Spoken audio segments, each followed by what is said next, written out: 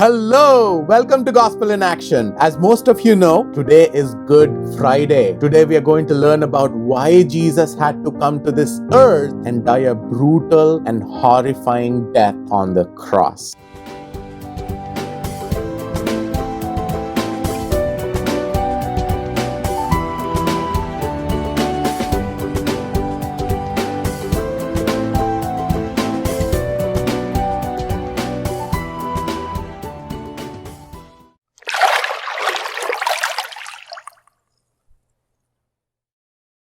So the question remains, did Jesus sin so much that it was needed for him to be executed like the worst criminal ever? Or did the Jews plan to eliminate Jesus as he was a threat to their great religious establishment of that time? And if Jesus was God, why didn't he save himself? Let us try to answer these questions in this video. The simple answer to the first question is yes. We believe that Jesus came to this earth only to die, that is, to atone for the sin of the entire human race, of the past, the present, and the future. But the scope of this atonement is limited to everyone who believes in him and his sacrifice for them for their sins. We do not believe this blindly. We believe it by Jesus' own admission. And knowing that he will be killed, he not only enters Jerusalem on Palm Sunday, but also reveals that he is the Messiah in his trial before the high priest and ultimately got himself crucified. Not just that, the coming of the Messiah, the kind of execution of him, and even the return of him to fulfill the remaining prophecies have all been prophesied hundreds of years prior to the birth of Jesus. Hence, prophecy is the primary basis for Christian belief. Let us learn all this in detail. First, let us begin with the trial of Jesus. So why did the Jews execute Jesus? What was Jesus' sin? Was it blasphemy? That means, did Jesus claim to be God? And so that is why they had him killed? Well, the Bible does in fact have a very clear record in all of the four gospel accounts, Matthew, Mark, Luke, and John, on exactly why the Jewish leadership had Jesus killed. The Jews have been specifically approaching Jesus for the last few months before his execution. And they were asking him, "Who are you? Who do you claim to be?" In John chapter 10 and verse 24, it says, "So the Jews gathered around him and said to him, 'How long will you keep us in suspense? If you are the Christ, tell us plainly.'" They were not asking him, "Are you God?" because that thought had never entered their minds. They were looking to see if he would claim that he was the Messiah, the Son of God, or not. That is why in Matthew chapter 26, when Jesus was arrested, the high priest before the Sanhedrin was very specific in questioning Jesus on whether he was the Christ or not. If he admits, they would kill him because according to their law, it is blasphemy. If he remains silent, then it would be considered admission according to Leviticus chapter 5 verse 1, which says, "If anyone sins in that he hears a public adjuration to testify, and though he is a witness, whether he has seen or come to know the matter, yet does not speak, he shall bear his iniquity." But here in verse 64, Jesus admits and says to the high priest, "You have said so. But I tell you, from now on, you will see the Son of Man seated at the right hand of power and coming on the clouds of heaven." Why were they questioning Jesus like this? Because the law quoted in John chapter 19 verse 7 says like this, "The Jews answered him, 'We have a law, and according to that law, he ought to die because he has made himself the Son of God.'" So on the basis of this law and on Jesus' own admission that he is the Son of God, they have a solid reason to have him executed. Now, who gave them this law? Notice that this law was not mentioned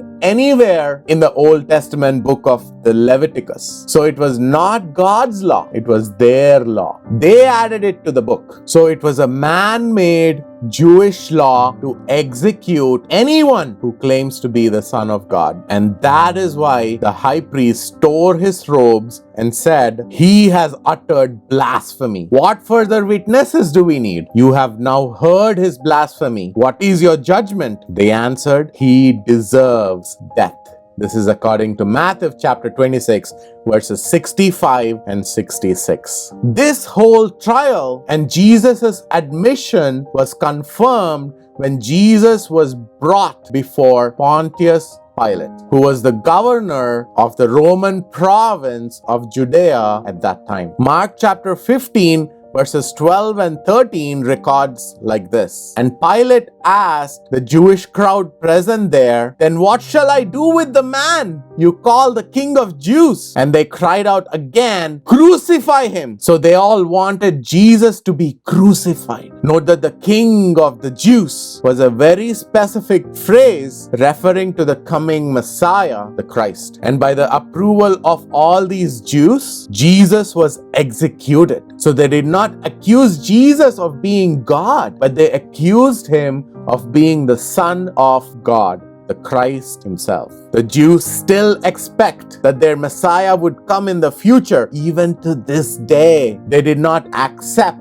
Jesus to be their promised Messiah. They rejected him as their Messiah and their King. This is the ultimate reason why they had him executed on the cross like the worst criminal. Now, what led to all this anger from these religious Jews? In fact, Jesus was a great threat to their man-made religious establishment. This was because Jesus was drawing more and more crowds towards him by his miraculous works. That means that in their minds, Jesus was a rebel leader. So they accused him that he casts out demons by Beelzebul, the prince of demons, according to Luke chapter 11, verse 15. John chapter 9 and verse 16 says, "Some of the Pharisees said, 'This man is not from God, for he does not keep the Sabbath.' But others said, 'How can a man who is a sinner do such signs?' And there was division among them." The truth is that these Pharisees never understood the true meaning of Sabbath. They were only foolishly and religiously following these traditions. If they followed what exactly their law given by Moses, they would have recognized Jesus. Jesus said, "For if you believed Moses, you would believe me, for he wrote of me," in John chapter 5 and verse 46. That is why it is important for anyone, not just the Jews, to know why they are doing what they are doing. If they continue to do things religiously and ritualistically, they will become more and more hard-hearted and fail to see and accept the truth of God. So Jesus was calling all these religious people hypocrites because of their actions. More than that, he called them the brood of vipers in Matthew chapter 12 and verse 34, because they were internally evil. All this triggered their anger, and hence they plotted against Jesus to kill him. Let us now look at some prophecies of the Old Testament and Jesus' own prediction about his own death.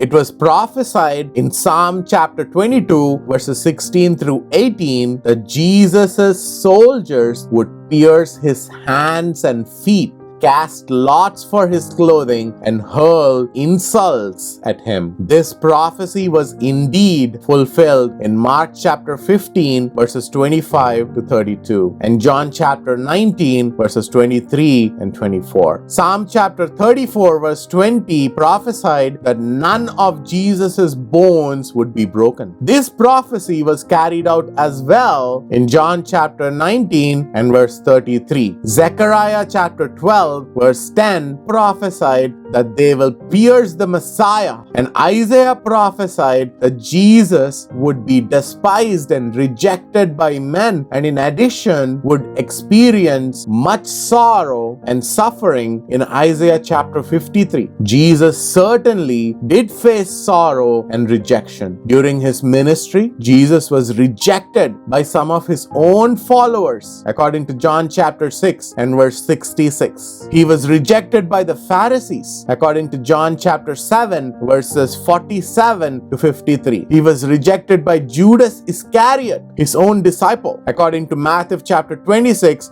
verses 14 to 16. He was rejected by Peter, his most trusted disciple of the inner circle, according to Matthew chapter 26, verses 69 to 75. And he was rejected even by God the Father in Matthew chapter 27 and verse 46. And at the end, he was crucified. Now, coming to Jesus's prophecies about his own death, the first time he predicted his death is detailed in Matthew chapter 16, verses 21 to 23. The parallel passages for this are Mark chapter 8, verses 31 and 32, and Luke chapter 9, verses 21 to 22. Jesus had just fed the multitudes, and he said, "The Son of Man must suffer many things," according to Mark chapter 8, verse 31, and be rejected by the elders, chief priests, and scribes, and be killed and be raised again.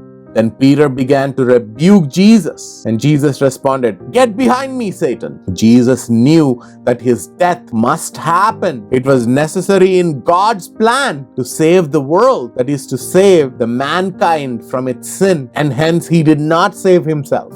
Now Jesus predicted his death a second time in Matthew chapter 17, verses 22 and 23. We can also see this in Mark chapter 9, verses 30 through 32, and Luke chapter 9, verses 43 to 45. This occurred shortly after the transfiguration, when Peter, James, and John saw Christ in his heavenly glory. That could be the reason why the disciples were so confused when Jesus told them that he was going to die. At this point, they believed that his kingdom was just about to be established. That is, they believed that Jesus would overthrow the Roman government and establish his own. Despite their lack of understanding, they were afraid to ask for clarification, according to Mark chapter 9, verse 32, and Luke chapter 9, verse 45. Let's look at the last set of passages. Matthew chapter 20, verses 17 through 19, Mark chapter 10, verses 32 through 34, and Luke chapter 18, verses 31 through 34. All these passages describe the third time Jesus predicted his death. He spoke to his disciples as they were heading up toward Jerusalem for Passover, and he told them how he would be mocked, scourged, crucified, and then how he would rise again. Even on this occasion, the disciples did not understand Jesus' saying because the meaning was hidden from them. They would soon learn what Jesus meant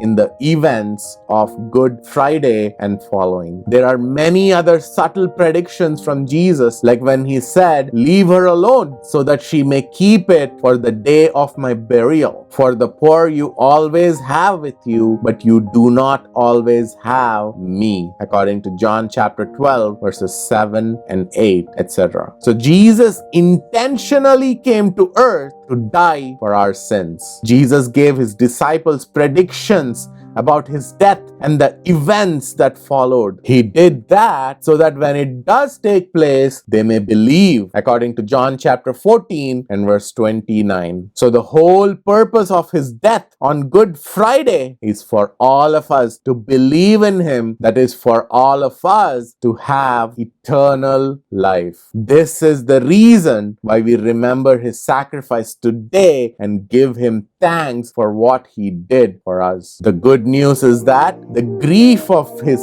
death only lasted 3 days, because on the third day we know that he was risen. Paul says, "And if Christ has not been risen, then our preaching is in vain and your faith is in vain," according to 1 Corinthians 15 and verse 14. We therefore celebrate this coming Sunday as well as the day of resurrection. I hope the information in this video blessed you and answered all your questions on why we observe the Good Friday and celebrate the day of resurrection on Sunday. On this note, let us end this video here and let us continue our marriage series videos from next Friday. Until then, please stay tuned to Gospel in Action, and to know more about me, please find the link to my testimony and contact details in the description below. We also encourage you to please subscribe to this channel if you think the videos are beneficial for you to understand the Bible in more depth. Thank you so much for watching.